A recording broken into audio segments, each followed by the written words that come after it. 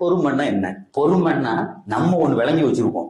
யாராவது அடிச்சா வாங்கிக்கிறது, அது அமைதியா இருக்கிறது, யாராவது திட்டினா ஏத்துக்கிறது, அதுக்கு பேரெல்லாம் பொறுமை இல்லை சார். பொறுமை அப்படின்னு சொன்னா தேங்காய் மரத்தை நம்ம நட்டு வச்சோம் அப்படின்னு சொன்னா அது எப்ப காய் காய்க்கும். வாழை மரத்தை நட்டு வச்சோம்னா அது எப்ப நமக்கு வாழைக்காயை தரும். ஒண்ணுக்கு டியூரேஷன்ஸ் உண்டு.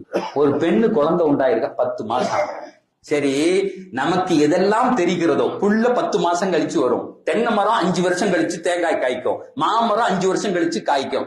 இதெல்லாம் தெரிஞ்சு வச்சிருக்கோம், பொறுத்துக்கிட்டு இருக்கோம். அப்படித்தானே? பெருமானார் சொன்னாங்க, சபுர்னா என்ன தெரியுமா? நீ தெரியாத விஷயத்தில் பொறுப்பதுன்னாங்க. இது 1 வருஷம் கழிச்சு வருங்க, 10 மாசம் கழிச்சு வருவன பொறுக்கிறல்ல, அதை கொண்டாடுறல்ல, அந்த அம்மாக்கு வலிக்கிறத நீ சிரிக்கிறல்ல. பெருமானார் சொன்னாங்க, சபுர் அப்படின்னா என்ன அர்த்தம் தெரியுமா? சிஸ்டத்தோடு பொருந்தி போவதுன்னாங்க. உனக்கு எதுக்கெல்லாம் டியூரேஷன் தெரியலையோ, காலம் வரலன்னு சந்தோஷமா இருக்கணும். என் நல்லா நிகழ்த்தி காமிப்பான், அதுக்கு பேர் தான் சபுர்.